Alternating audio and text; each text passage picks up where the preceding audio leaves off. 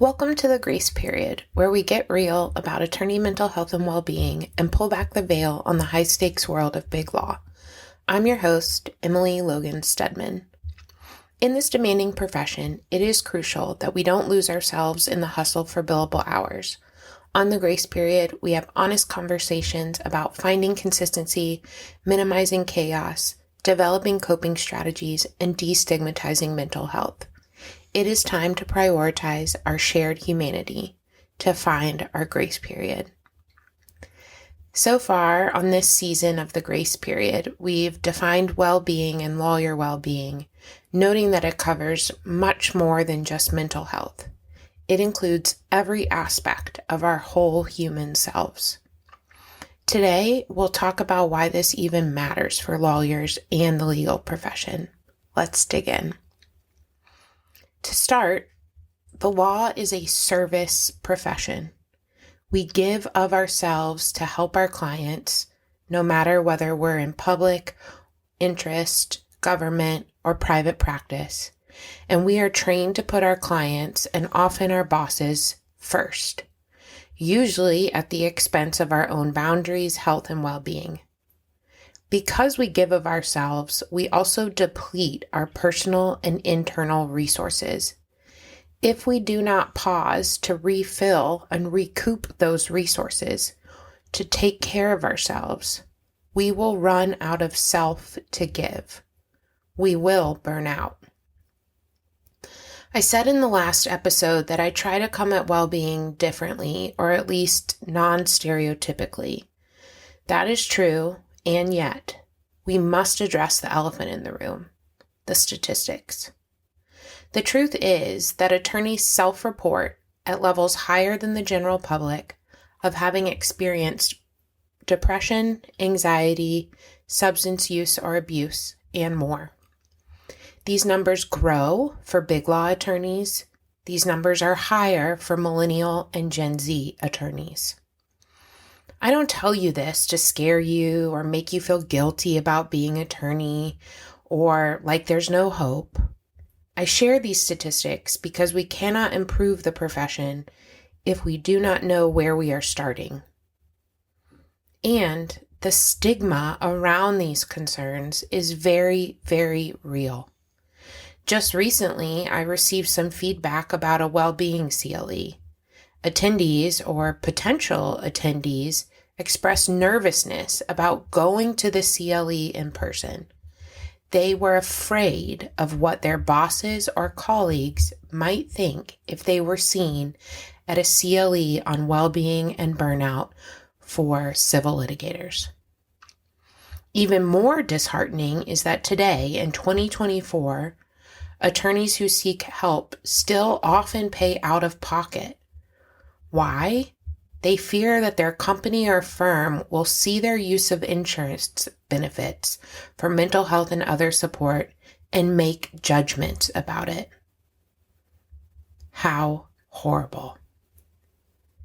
This simply must change. And it starts with acknowledging where we stand today. It also changes by talking about it. We must lead by example.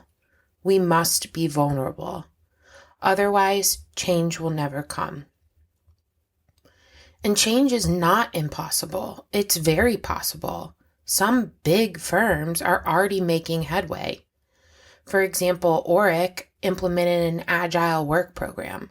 This allows lawyers more flexibility about when and where they work. The result? Improved productivity and employee satisfaction.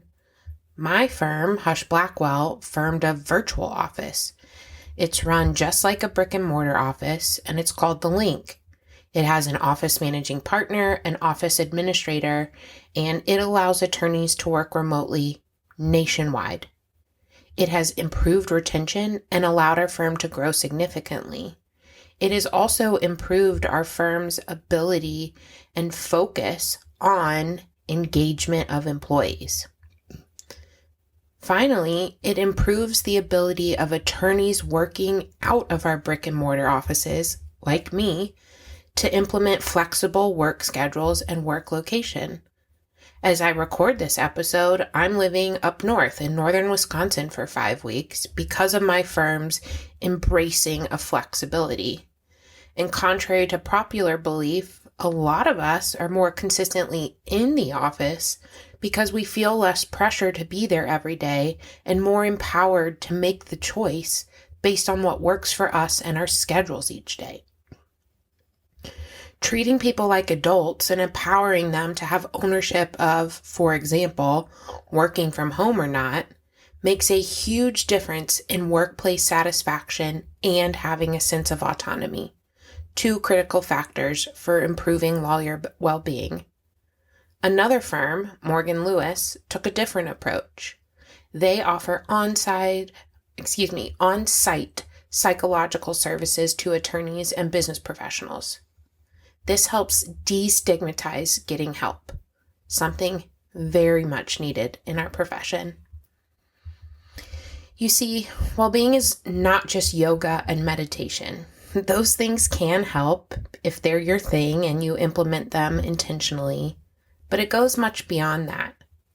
It's about creating sustainable work environments and sustainable careers.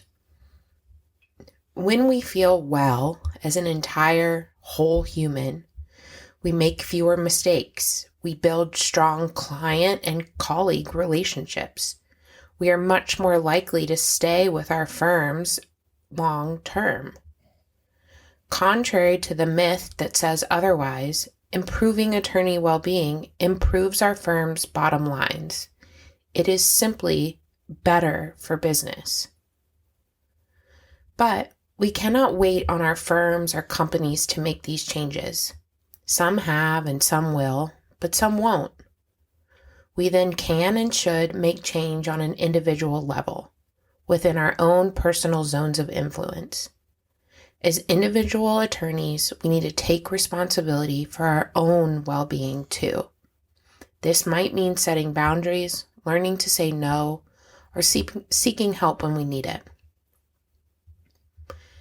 I'm not saying any of this will be easy. In fact, it's often much easier said than done. That's true because our profession has a long history of glorifying overwork and perfectionism, because we work in a traditional and hierarchical field. But for the sake of our health, our clients, and the future of our profession, we need to start prioritizing well-being. Not just for ourselves and our firms and our clients, but for those we love and who love us. So, what can you do? Start small. Maybe it's taking a proper lunch break or actually using your vacation. Maybe it's having an honest conversation with your supervisor about your workload. My goal with season 2 of the Grace Period is to try to provide more examples of what you can do to make a difference here for yourself and others. Be sure to check out season 1 as I provided some tips there as well. Remember, a well lawyer is a better lawyer. And isn't that what we all strive to be? Ultimately, the legal profession is at a crossroads. We can continue down the path of burnout and disillusionment, or we can choose a new direction, one that values well-being alongside billable hours. The choice is ours. What will you choose?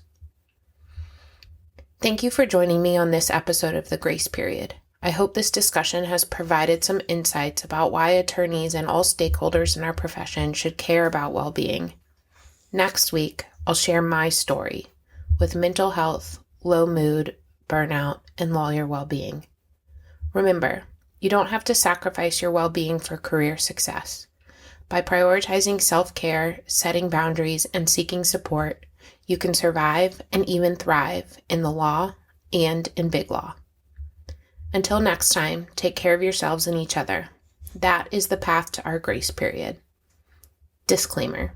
This podcast is for informational and entertainment purposes only.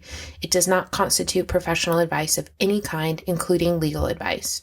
No attorney-client relationship is created by listening to this podcast.